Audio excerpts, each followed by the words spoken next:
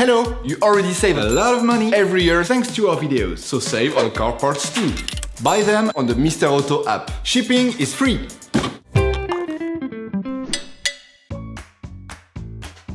Turn your engine off and pull up the handbrake. To access and replace the taillight bulbs, you need to open the car trunk.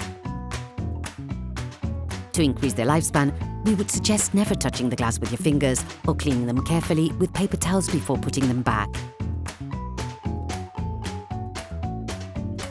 Open the trunk. Put pressure on the tab that fixes the cover of the bulb frame to remove it.